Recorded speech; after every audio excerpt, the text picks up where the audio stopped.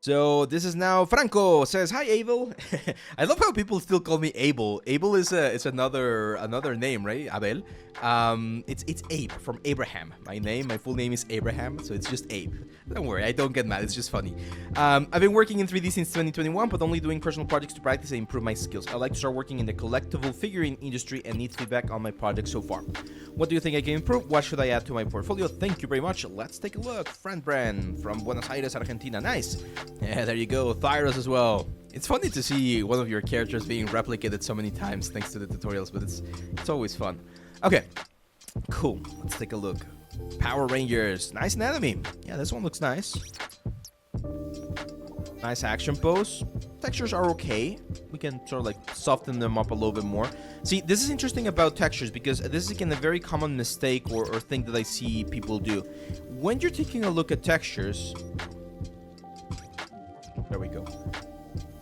So when you're taking a look at textures, you don't want to add the detail on areas that doesn't make a lot of sense. So it doesn't make a lot of sense to me to have damage on these areas that are sort of like protected or guarded by the golden armor pieces. So it will be a lot more, again, common to see a little bit of this damage on these areas right here, right?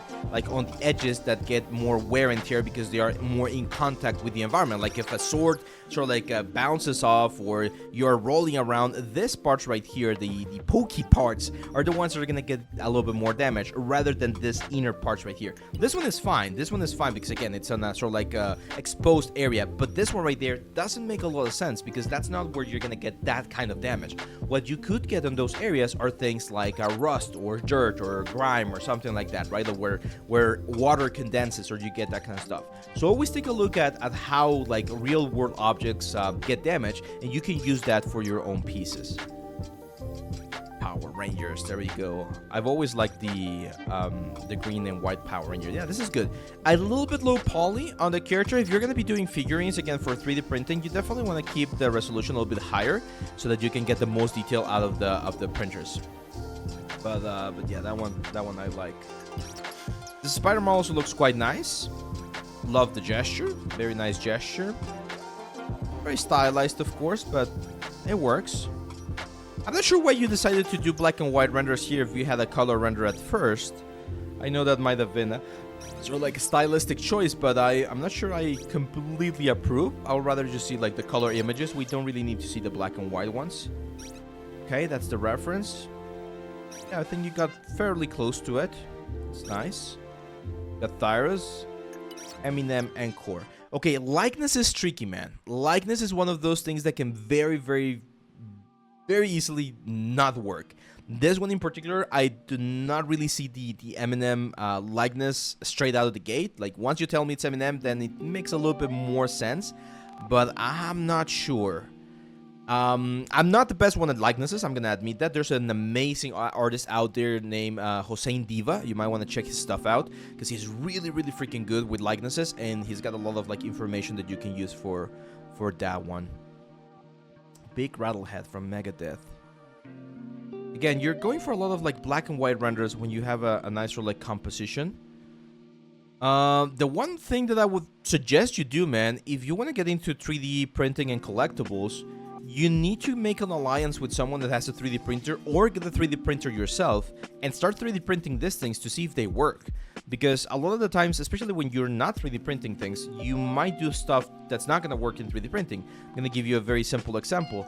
This thin elements like the coat and this sort of like handcuff right there, that thing's not going to work if you try to 3D print it. It's a good coat. Like the cloths, they look quite nice. A little bit heavy on the wrinkles on some areas. I will need to see the reference to see if it's matching. But you got to make sure that all of the things that you do can be 3D printed. And if not, you need to adapt and sort of like engineer or backwards engineer some of those elements to really get them.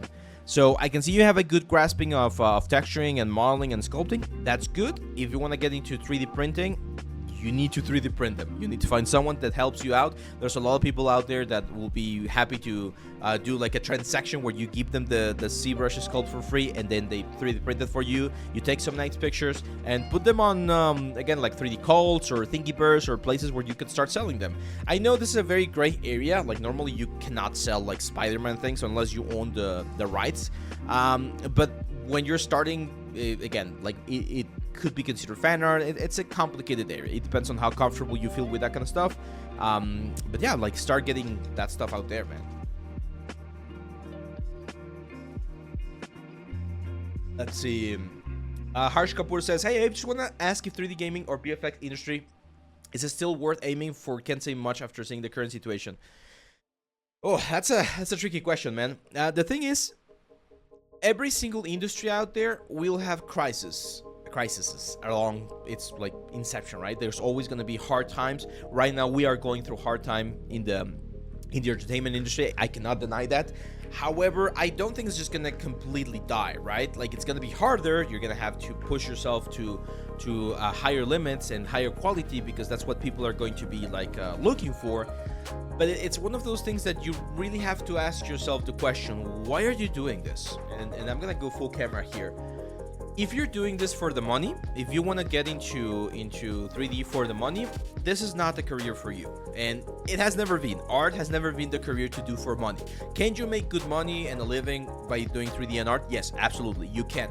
But if you want to be a millionaire, you want to be having your Lamborghinis and your Rolexes and freaking penthouse in Dubai, this is probably not gonna be it. And you can go and look at the best 3D artists out there, and you're not gonna see them with that kind of luxury, right? So if you're doing this for the money, might not be the career. If you're doing it because you really like 3D, then just understand that you might need to be doing a couple of other things. So you might be working at a studio, you might be doing some freelancing, you might be doing some collaborations on the side, you might be doing something that is 3D related but not necessarily entertainment related. So you might be doing something for like the manufacturing industry. There's a bunch of different things out there, and that's why you need to be very honest with yourself, be very honest with your situation of where you live geographically, what kind of jobs are there around you. And I've mentioned this before. For instance, here where I live, Mexico, we're not big in the entertainment industry. We don't have like a huge I don't know, like a game studios or movie studios. So most of the stuff that I do as part of my day job, let's say, it's advertisement, it's things for the industries, it's things for museums. That's it.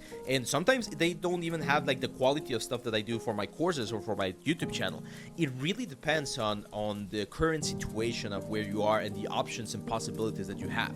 So you gotta be, again, very cold-headed in these things and really like explore what possibilities you have at hand. If after you do that exploration you realize, damn, I'm gonna make double the money if I'm just going to this other industry, and then I can do 3D just as a hobby, perfectly valid, right? Perfectly valid. But you gotta, like, that's a situation that's gonna be personal for every single person. Okay, hope that helps. Let's see. Hey James, what's up, man? Welcome to the stream. First time for you as well. Can I turn down the music a little bit? Yes, I can.